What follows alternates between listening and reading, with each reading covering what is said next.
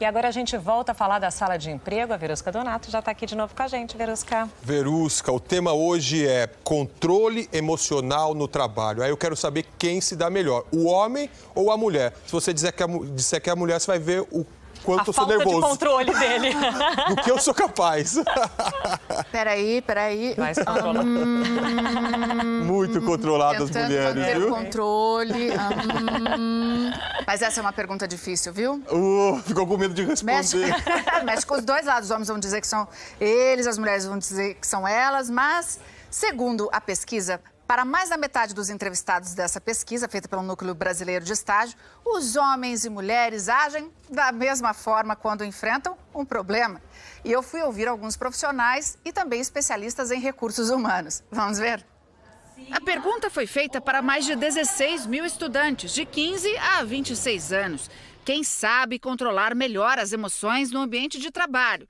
Para a maioria, os homens e as mulheres têm autocontrole igual, mas 25% acham que são os homens, 13% as mulheres e 5% nenhum dos dois. Tiago e Priscila trabalham juntos. Quando um tem um problema, o outro tenta segurar a barra. A gente tem que saber separar. Tem que saber separar a casa, a família, filhos do trabalho, senão acaba prejudicando. O apoio do chefe também é importante. Somos seres humanos e às vezes acontece.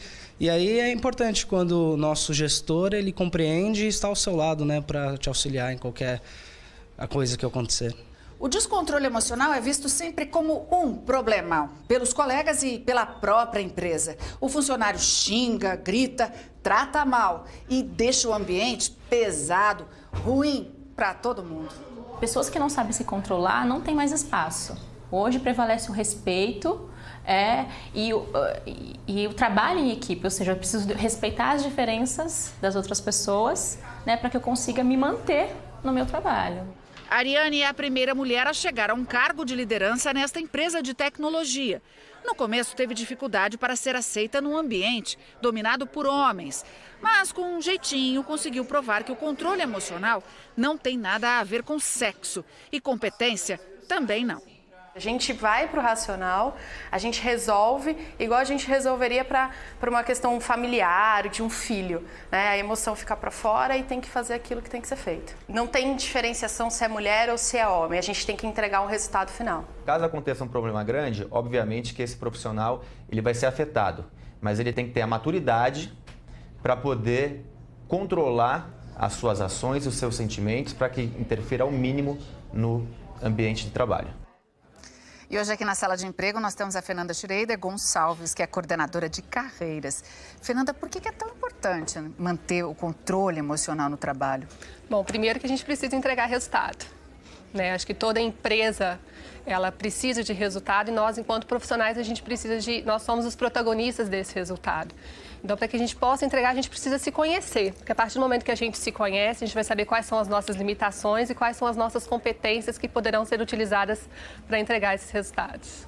Fernanda, quando um funcionário não se controla, né, não consegue se segurar, quanto ele atrapalha a entrega de resultados, quanto ele atrapalha a produção da empresa e os próprios colegas? Primeiro, ele vai atrapalhar o relacionamento. Hoje, ninguém trabalha sozinho. A gente sabe que a gente precisa o tempo todo um do outro para entregar esses resultados. E segundo, que ele não vai ter foco no trabalho dele, porque as emoções, elas vão impedir que os comportamentos sejam executados de forma satisfatória. Os nossos resultados são decorrentes dos nossos comportamentos. Então, se eu pensar, né, não conseguir ter uma emoção adequada, como que eu vou me comportar de forma adequada? Aí vai ficar um pouquinho mais difícil. E a gente sabe como é importante também um profissional saber se expressar bem. Por isso nós vamos lá para Campinas, porque a repórter Cristina Maia está com um especialista em comunicação. Cristina, tem muito profissional que se prejudica porque não sabe falar. Quer dizer, até o tom da voz pode irritar um chefe, pode prejudicar esse funcionário. Se eu começar a te responder falando rápido demais, alto demais, vocês vão achar que eu estou nervosa de participar na sala de emprego. Por outro lado, se eu falar baixinho demais, pode parecer que eu estou insegura. O ideal é falar pausadamente, num tom médio de voz, não é isso? Exato, Cristina. Equilíbrio sempre. E para voz, água. Água antes, durante e depois. E também maçã e gengibre são os principais anti-inflamatórios para voz, para as pregas vocais. Outras dicas. Outras dicas, ouça atentamente. Ao invés de falar muito, ouça mais. Seja assertivo, faça perguntas assertivas. Para de querer ficar redundante. Doutor, ou senhor chefe, ou liderado, o que o senhor achou sobre isso, sobre aquilo? Vícios de linguagens como tan, né, ok. Quando atrapalha muito a comunicação, Cristina, você necessita de um fonoaudiólogo ou de mais leituras. Não pode falar tipo assim, viu, Verusca? Tipo assim, boa tarde, hein, Cristina? Obrigada. Olha, vou citar aqui uma pesquisa de uma universidade da Dinamarca que revelou que pessoas extrovertidas ganham mais do que os profissionais que são mais amáveis. Os pesquisadores acham que isso acontece porque os profissionais mais amáveis acabam escolhendo atividades que pagam menores salários. Já os mais extrovertidos são diretos na hora de pedir aumento. E eu aproveito esses dados para perguntar para a Fernanda quem se dá melhor no ambiente de trabalho, os mais tímidos ou os mais extrovertidos? Depende. Depende do tipo de função que ele vai executar, depende da cultura da empresa. Se a gente for falar de uma área de comunicação de vocês, com certeza o extrovertido vai te dar melhor. Agora, se fosse uma área de tecnologia, talvez aquela pessoa que é mais tímida, que tem foco maior, uma concentração maior. Então, depende muito da área e do que ele quer para a carreira dele também.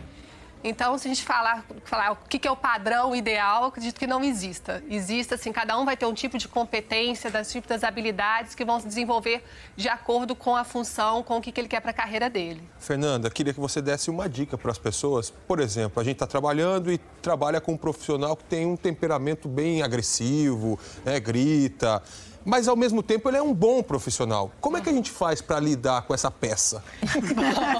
Que não é rara. Não, já pensou em alguém. É muito comum isso, né? A gente tem excelentes profissionais que não conseguem controlar as emoções. E aí a gente tem que respeitar. Além da gente saber ter que administrar as nossas emoções, a gente precisa também identificar as emoções do outro. A gente tem que saber esperar o momento certo para abordar esse outro. Psicologia chama isso. Isso. Inteligência emocional. Tá bom. Então, primeiro você tem que saber mesmo esperar o momento oportuno para abordar aquela pessoa. Às vezes não é chegar rindo, brincando, se ele não está num dia bom. A gente tem que ser bem estratégico para abordar esse tipo de pessoa. Não e se a gente tem um chefe mais fechado, como é que faz para pedir uma promoção? Bom, aí você também vai ter que ser estratégico para abordar esse chefe. As grandes empresas, elas têm os processos de avaliação de desempenho. Então, às vezes, aquele chefe que é mais fechado, você tem que aproveitar essa oportunidade para conversar com ele e ali falar, olha, as minhas competências, eu entreguei esses resultados e aí? A minha proposta é essa, o que a empresa tem para me oferecer? Agora, se for uma pequena empresa, às vezes num papo informal, vê que o chefe às vezes está mais aberto naquele dia e ali vai conversando com ele. Muito obrigada, Sandra e Evaristo. Obrigado. Boa tarde. Obrigada. Boa tarde.